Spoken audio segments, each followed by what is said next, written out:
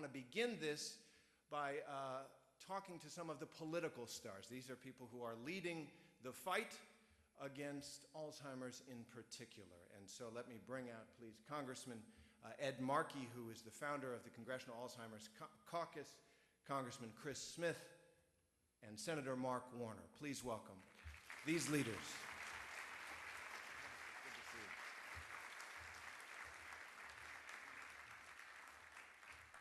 We'll get a microphone.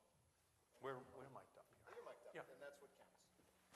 So let me just, on Alzheimer's, throw open the question. There is an impression over the years that this is a fight that has been underfunded, under-resourced. Do you think so? Why? How do you change that? Well, Alzheimer's is an issue which increasingly is the healthcare tsunami that will hit the baby boom generation, where we'll spike from 4 or 5 million Americans with Alzheimer's up to 12 to 15 million baby boomers will have Alzheimer's. So I think the recognition of the issue is growing. My mother died from Alzheimer's. We had her in the living room, for about 10 years outside of Boston. And when she died, because it's such a tough issue to actually deal with when your family member has it, I then created the Congressional Alzheimer's Caucus, which had never been created. There was breast cancer and heart disease and cancer in general all the way down the line. And I asked Chris to be, my co-chair of that, which is 11 years ago, because you actually have to get out and compete. You have to fight for these research dollars. And you have to build a national movement if you want to find the funding, because research is medicine's field of dreams from which we harvest the findings that gives hope to families.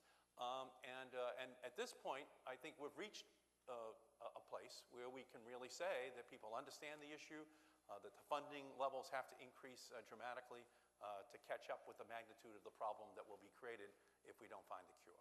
Congressman Smith, what do you think about that? That things are going to change? They will change, but provided, it's if and only if we provide adequate funding. And Ed is right. The idea of the bipartisan caucus in a town that is almost dysfunctional with partisanship. This is one area where we come together and we say, for the sake of Alzheimer's patients, current and future, but also for their loved ones. Respite care, the need for the timeouts for those who are dealing with the agony of a loved one looking you in the eye and saying, who are you? It happens to be your wife or your husband or your mom or dad. It is an agony beyond words. We've all experienced it in our lives. With me, it was my grandmother who said just that, who are you? So the idea of the caucus is to try to get, and we have a bill, the breakout bill, the breakthrough bill, that would provide $2 billion. Ed and I are the two principal sponsors on the House side. And it's an idea whose time has come. Before we went out of session last Congress, we put $50 billion with a B into the PEPFAR program, the President's Emergency AIDS Relief Program, which is a tremendous program over 5 years. Why can't we find $2 billion per year, 10 over 5 years, to enhance the research? 3 out of 4 of the laudable proposals that are put forward to NIH fall by the wayside for lack of funding. One of those 3 out of 4 that are on the ground because of inadequate funding could be the breakthrough, could be that trigger that leads to finding a cure, at least delaying disease. Delay certainly enhances life for patient as well as the family. So we need an assault on this disease. It is a winnable war. Ed and I, we have 150 members, both sides of the aisle in our caucus. And we're doing our level best, and we need $2 billion now for this breakthrough bill. Senator, why not? Why hasn't that effort been made? Do you think that the scale of this problem, we all know the scale, the challenge, financial, emotional, moral of Alzheimer's, has it sunk in here? Why not? Well, I think there's been a couple of challenges. First, let me say, how much, as a new senator, I appreciate the leadership that Ed and Chris have given on this issue for years. think probably everyone here is here not only because of wanting to find a cure or wanting to find relief, but probably have all been touched by the disease. In my family, of course, it was his grandmother, Ed's mom. It would have been both of my grandparents and my mother, who's now 10 or 11 years into it, the last 5 years, unable to speak, totally incontinent, beyond recognition of anyone. And the toll it takes not only, obviously, on her personal life, but my dad and sister who take care of her full-time, 24/7, still at home. Now, I've been blessed enough to have the resources to help them, but not everybody has that kind of resources. So not only is this an issue who I think time has come from a personal standpoint in terms of the tsunami of potential Alzheimer patients will have in this country, but I think there's a reason why the time has come for this kind of investment for two other reasons as well. Obviously we're grappling with our healthcare debate at this point. And while there are a lot of differences between what we could do or should do, the one, at least in my mind, just kind of non-debatable fact is that the current healthcare system in this country is not financially sustainable for another decade even. It is going to collapse in terms of exploding our national deficit and Medicare and Medicaid costs. It's going to double premiums. It's going to make business less competitive. And one of the most challenging diseases with an aging population in terms of just plain cost of care increasingly will be Alzheimer's. So from a plain kind of good financial sense, this is the time to make these kind of investments. As well, it's also a chance, your earlier comments about rock stars of science. If we look back over the last 25 to 30 years, what has always distinguished America from so many other nations around the world, and every time we've gone through a period where people have said, hey, America can't continue to compete, it's not going to be the leading economic power. The solution set, you think back to the 80s when it was Japan was going to eat our lunch supposedly because our manufacturing sector was going down. The solution set that kind of burst us through the 90s was innovation around IT and telecom.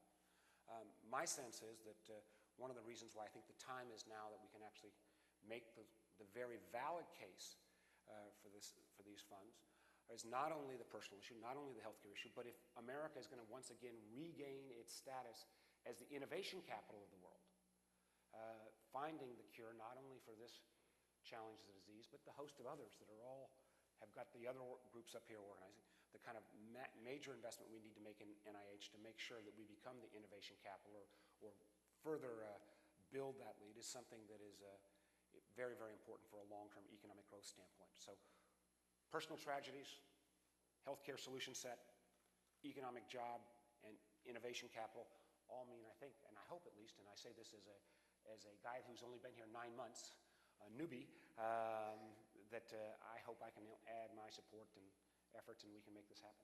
So, Congressman, healthcare reform, which has been mentioned, is that an opportunity in the Alzheimer's fight? Is it a problem? What kind of impact? Well, our healthcare system is broken. It's really a sick care system, and Mark already made reference to that. We have to apply CPR to it to revive it. C for coverage for all Americans, P for prevention, that we put in place the preventative policies, and R for research. We need to give it CPR.